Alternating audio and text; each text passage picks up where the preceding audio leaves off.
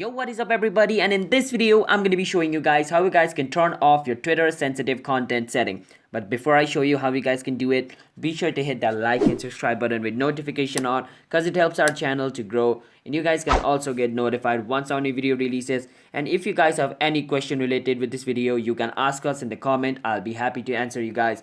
And yeah, without any further ado, let's start the video and watch this video until the end without skipping, because if you skip, then you guys might get confused on how you guys can do it.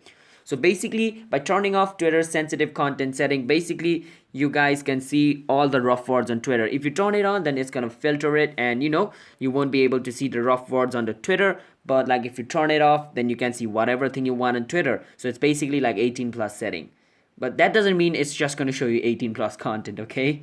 So to do that, you can click on this three dot over here.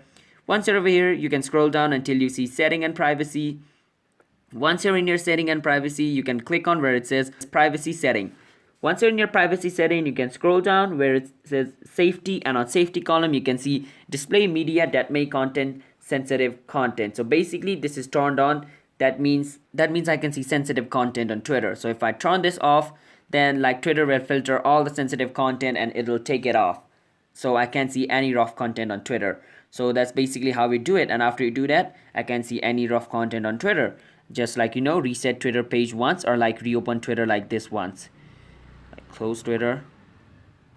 After turning the setting on, just close Twitter and open it again. That's basically going to reset Twitter and it'll solve your problem. So that's basically it. So if you guys found this video helpful, then be sure to hit that like and subscribe button with notification on, so you guys can get notified once our new video releases. And if you guys have any question related with this video, you can ask us in the comment. I'll be happy to answer you guys, and I'll see you guys in my next video. Until then, bye bye and peace out. Have a nice day.